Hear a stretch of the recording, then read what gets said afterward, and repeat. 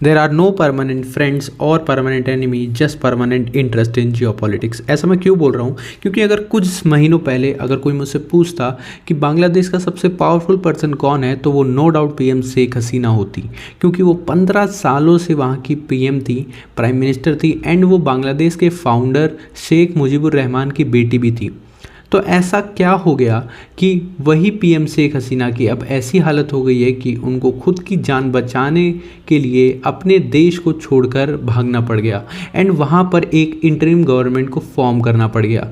तो ऐसा क्या हो गया जो पीएम जनवरी में 300 में से 222 सीट जीतकर 4 टाइम कंसेक्यूटिव प्राइम मिनिस्टर बनी थी, जिनके अंडर बांग्लादेश की जीडीपी पर कैपिटा इंडिया से भी अच्छी थी, जिनके अंडर बांग्लादेश की GDP growth rate USA France से भी अच्छी थी। तो ऐसा क्या हो गया कि वहाँ की मिलिट्री ने उनको सिर्फ 45 मिनट्स दिए वहाँ से जाने के लिए, एंड इसका क्या इम्पैक्ट टोटल पड़ेगा इंडिया की पॉलिटिक्स पे, एंड देखा जाए तो वर्ल्ड की जियो पॉलिटिक्स पे। एंड यहाँ पर सबसे बड़ा क्वेश्चन अराइज होता है, क्या इसमें चाइना एंड यूएसए का रोल है? So let's start the video and analyse one of the most important crisis for India, and देखते हैं कि अब तक के क्या क्या अपडेट्स आ चुके हैं। तो अगर कोई मुझसे पूछे कि इन सब की शुरुआत कहाँ से हुई थी, तो मैं बोलूँगा कि जब यूएसए ने कहा था कि बांग्लादेश का जो इलेक्शन हुआ है वो फ्री एंड फेयर नहीं हुआ है।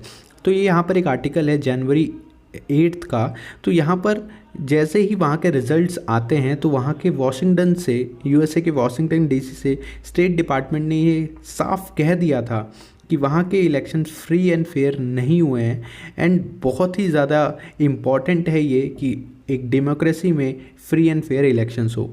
तो यहाँ पर कोर्ट जो था यूनाइटेड स्टेट का, वो मैं आपको बता देता हूँ, ये देख सकते हैं आप। The United states remain concern by the arrest of thousands of political opposition member and the reports of irregularity on election day। तो इनका साफ साफ कहना ये था कि भाई बहुत सारे पॉलिटिकल अपोजिशन मेंबर को आपने गिरफ्तार करा है एंड इरेगुलर इलेक्शंस हुए हैं, सो हम इसलिए कंसर्न हैं, एंड हम ये भी अपने व्यूज़ शेयर करते हैं कि ये फ्री एंड फेयर इलेक्शन नहीं हुए हैं। तो यहाँ पर जैसा कि मैंने आपको बताया कि 222 सीट्स जीते थे 300 में से, ऑलमोस्ट 300 में से, एंड यहाँ पर बहुत ही भारी मात्रा में ये जीत हुई थी। सो यहाँ पर ये सब स्टार्ट होता है, एंड फिर उसके बाद आगे अगर हम देखा जाए तो यहाँ पर शेख हसीना इस समय तो कोई भी आंसर नहीं देती है, बट कुछ महीनों बाद एक स्टेटमेंट आता है पीएम शेख हसीना की तरफ से, तो वो मैं आपको दिखाता हूँ। तो यहाँ पर ये आर्टिकल है 3 जून 2024 का। तो यहाँ पर शेख हसीना एक हिंट देती हैं छोटा सा कि यहाँ पर एक क्रिश्चियन कंट्री बनाना चाहता है United states of America India के पास में, या आप कह सकते हो बांग्लादेश एंड म्यांमार का थोड़ा सा हिस्सा तोड़कर।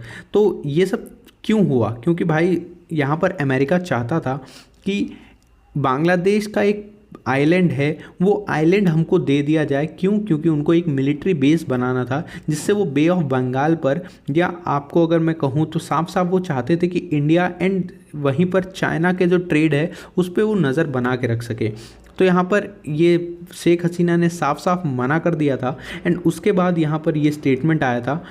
तो ये स्टेटमेंट आप देख सकते हो, ये आर्टिकल में साफ साफ यही चीज़ बताई गई है कि वो चाहते थे कि बे ऑफ बंगाल में उनका पूरा का पूरा आप कह सकते हो डोमिनेंस हो, एंड वो चाहते थे कि एक कार्व आउट करें एक Christian country by taking parts of Bangladesh and Myanmar. तो इससे ये भी समझ में आता है कि अगर आने वाले टाइम में कोई वॉर होती है जो कि हो सकती है बांग्लादेश एंड म्यांमार के बीच में, जिसमें ऐसा हो सकता है कि भाई अपना यूएसए आ जाए दिखाने के लिए कि हाँ भाई हम सबसे बड़े हैं एंड हम आपकी मदद करेंगे, एंड ये जो मुद्दा है वो हम सॉल्व करेंगे, जैसे उन्होंने करा तिब्बत एंड चाइना में, जो कर रहे हैं तिब्बत एंड चाइना में, जो इन्होंने करा कोरिया में, जो कि डिवाइड कर दिया उन्होंने south Korea and north Korea को। एंड वेस्टर्न मीडिया की एंड वेस्टर्न कंट्रीज़ की यही थिंकिंग होती है कि हम भाई यहाँ के राजा हैं, एंड जो भी यहाँ पर कोई भी मुद्दा होता है तो हम उसको सॉल्व हम करेंगे, एंड इनका सॉल्व करने का बस एक तरीका है कि हम बांट देंगे, एक हिस्सा तुम रखो, एक हिस्सा ये रखेंगे,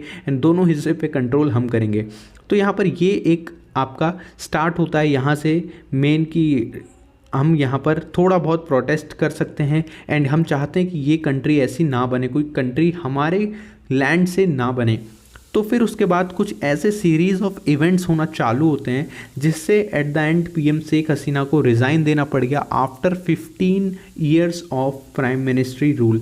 तो अब मैं आपको बताता हूँ कि ये क्या क्या हुआ एंड किस सीक्वेंस में हुआ, जिससे आपको ये पिक्चर पूरी तरीके से क्लियर हो जाए एंड आपको पता चले कि कितनी ज़्यादा कॉम्प्लेक्स है जियो पॉलिटिक्स। एंड इसको समझने के लिए भी आपको बैठना पड़ेगा एंड देखना पड़ेगा, हाँ ये स्टेटमेंट तब आया, ये स्टेटमेंट अब आया। तो अब देखते हैं कि ये सीरीज़ ऑफ इवेंट्स क्या थे। तो जो प्रोटेस्ट, सो कॉल्ड प्रोटेस्ट चालू हुए थे, वो उनका बेस क्या था। तो मैं आप लोगों को बता दूं कि बांग्लादेश जब बना था, जब लिबरेशन वॉर हुई थी 1971 में, जिसमें इंडिया का बहुत बड़ा हाथ था एंड आपका एक फेमस जो रशिया एंड इंडिया एक तरफ थे and USA, America, USA, UK and France, Pakistan एक तरफ थे। तो ये वॉर को ख़त्म होने के बाद बांग्लादेश ने ग्रांट करा था 30% quota in civil service and public sector jobs, जो भी उस वॉर में शामिल हुए थे एंड उनके जो डिसेंडेंट होंगे उनके लिए। तो ये कोटा जो था वो एज सच आप कह सकते हो कि भाई हमारे फादर ने इस वॉर में लड़ाई करी तो अब हमें भी कुछ कोटा चाहिए एंड हमारे बच्चों को भी कोई कोटा चाहिए एंड ऐसे ही लाइफ टाइम हमारी पूरी फैमिली को एक कोटा मिले जिससे हम लोग सिक्योर हो सकें।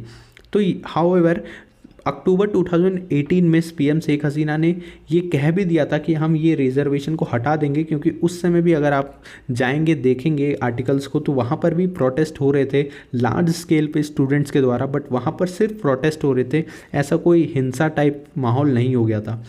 बट यहाँ पर पिक्चर चेंज होती है जून में, जहाँ पर जून में, जैसे जून में आपने देखा होगा वो जो स्टेटमेंट आया शेख हसीना का कि एक क्रिश्चियन कंट्री बनाना चाहता है अमेरिका, एंड उसी के बाद यहाँ पर जून में हाई कोर्ट ने वहाँ के नलीफाई कर दिया उस डिसीज़न को जहाँ पर रिस्ट्रिक्शन लगी थी कोटा पे एंड री इंस्टॉल कर दिया उस कोटा को।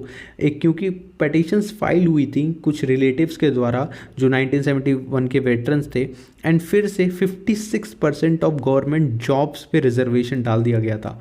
तो यहाँ पर ये चालू होता है एंड चालू होने के बाद फिर लास्ट मंथ सुप्रीम कोर्ट ने जुलाई में ये कह दिया था कि भाई हम जितने भी कोटा हैं उनको हटा रहे हैं एंड यहाँ पर 93% जो गवर्नमेंट जॉब्स रहेंगी वो मेरिट बेस्ड पे होंगी एंड सिर्फ 7% होगी वेटरन्स के लिए। तो यहाँ पर ऑलमोस्ट सब कुछ सॉर्ट आउट ऑलरेडी हो चुका था। यहाँ पर आप देख सकते हो पीएम शेख हसीना का कहीं पर भी नाम नहीं है, क्योंकि ना ये जो डिसीज़न है वो वहाँ की गवर्नमेंट ने लिया, ना इसको वापस अपने अंडर में लेकर री इंस्टॉल करा, कुछ यहाँ पर कोई रोल नहीं था।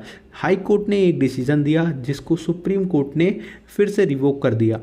तो यहाँ पर टोटली ख़त्म हो जाना चाहिए था ये, बट यहाँ पर फिर मास प्रोटेस्ट होना चालू होते हैं, जो कि आप देखोगे सीरीज़ ऑफ इवेंट्स इंडिया में भी हुए थे। बट इंडिया में ये सीरीज़ ऑफ इवेंट्स जो बाहर की पावर्स चाहती थी कि यहाँ पर वो रिज़ल्ट हो, लेकिन वैसा रिज़ल्ट नहीं आया। बट यहाँ पर बांग्लादेश में वो रिज़ल्ट हो गया। वो रिज़ल्ट क्या था कि भाई शेख हसीना पावर से हटें एंड हमको वहाँ पर जो हम चाहते हैं, जो बेसिस हम बनाना चाहते हैं, जो कंट्रोल हम चाहते हैं इन नियर इंडिया, वो हमको मिले। तो यहाँ पर आप देख सकते हो वहाँ पर एक नॉन कॉपरेशन मूवमेंट चालू हो गया। Non cooperation movement in the sense कि वहाँ के स्टूडेंट ने साफ साफ कह दिया था कि अब हम कुछ भी नहीं करेंगे जब तक हमारी डिमांड्स पूरी ना हो। तो उनकी डिमांड्स क्या क्या थी एंड वो क्या क्या नहीं करेंगे, वो कोई टैक्स पे नहीं करेंगे, वो कोई भी बिल्स नहीं देंगे एंड वो कोई भी ऑफिसेस में नहीं जाएंगे। एंड वहाँ के आपको बताऊँ कि सारी की सारी फैक्ट्रीज़ पूरी तरीके से बंद हो गई थी एंड ये टोटल एक मेजर सेटबैक था बांग्लादेश के लिए। एंड उस दिन बांग्लादेश की इकोनॉमी जो थी उसको $10 बिलियन का झटका लगा। एंड यहाँ पर जो स्टूडेंट्स थे वो रिस्पॉन्स क्या करते हैं, गवर्नमेंट वहाँ की रिस्पॉन्स कैसे करती है। तो भाई ये रिस्पॉन्स आपको मैं बता दूँ, शेख हसीना ने बताया था कि ये सब होना नहीं चाहिए था, क्रिटिसाइज़ करा एंड इसको टेररिस्ट नहीं बताया गया कि भाई ये टेररिज्म नहीं है।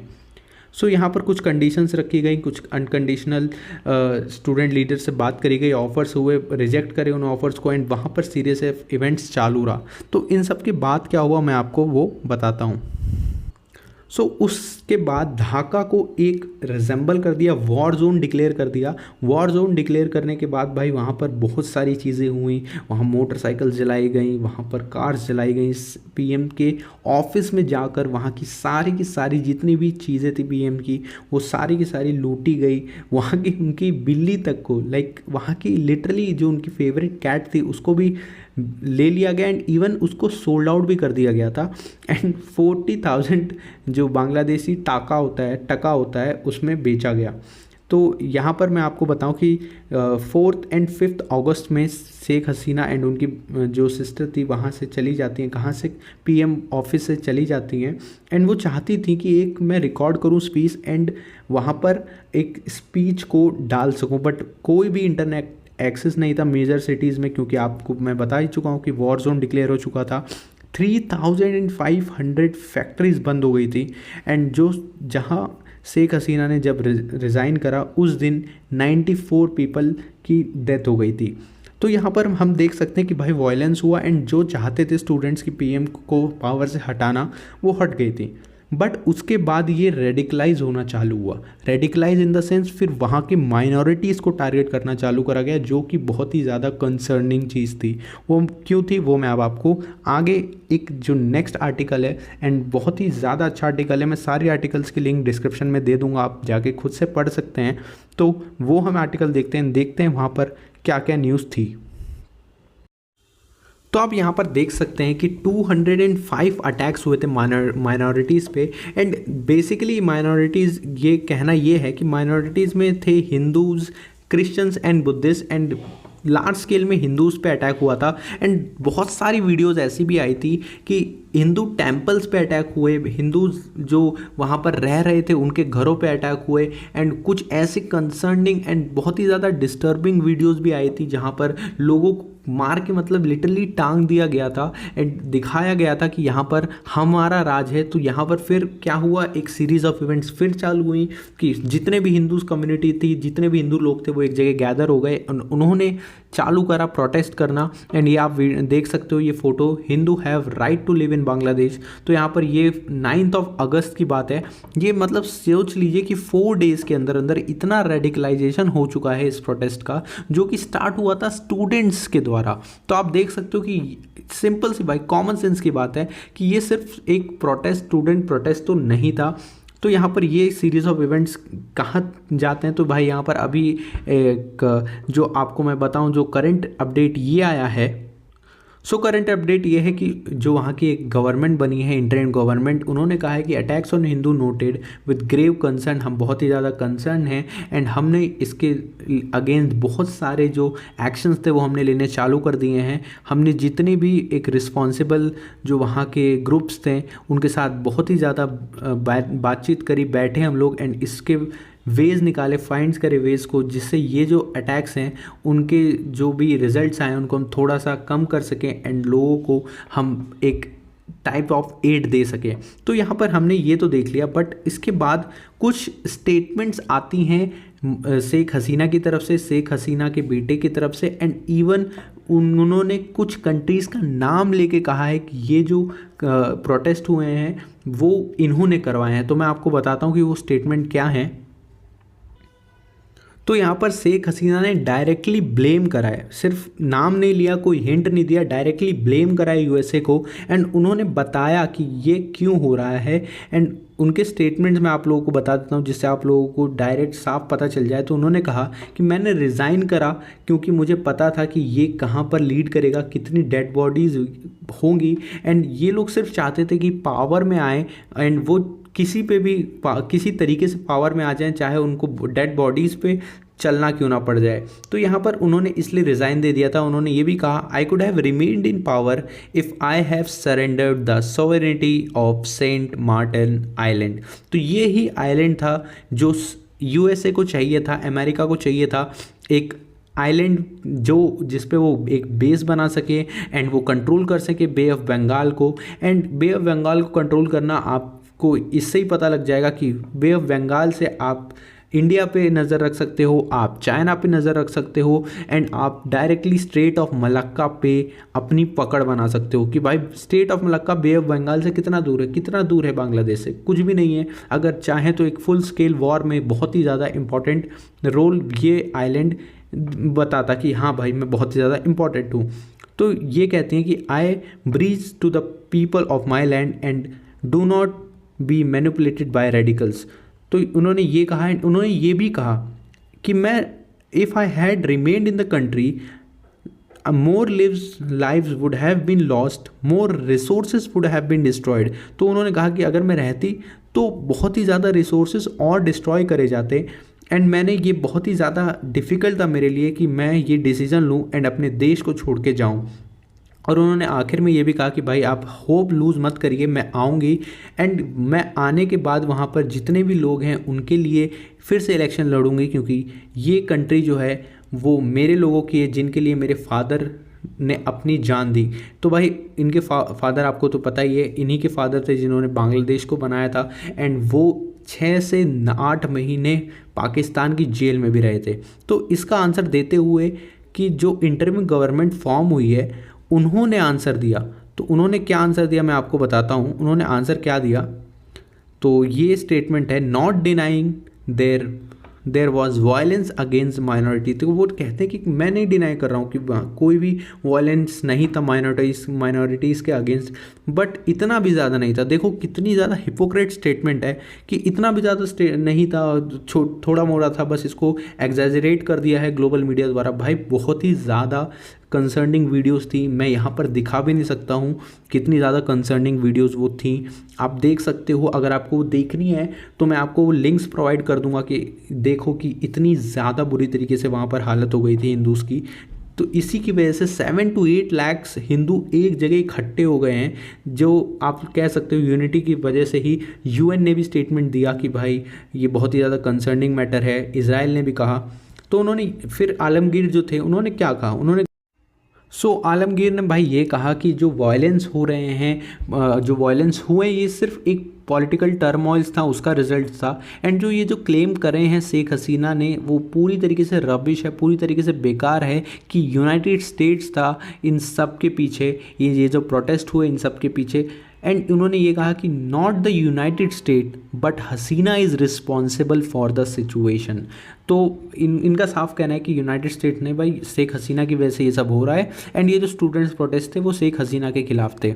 तो उन्होंने आखिर में अपनी स्टेटमेंट एंड करते हुए वक्त ये कहा कि अगर इन द फ्यूचर उनको यहाँ आना है वो आ सकती हैं एंड इलेक्शंस में भी पार्टिसिपेट कर सकती हैं, but after the legal trial. तो आप लोग को पता ही है लीगल ट्रायल तो कुछ नहीं होगा।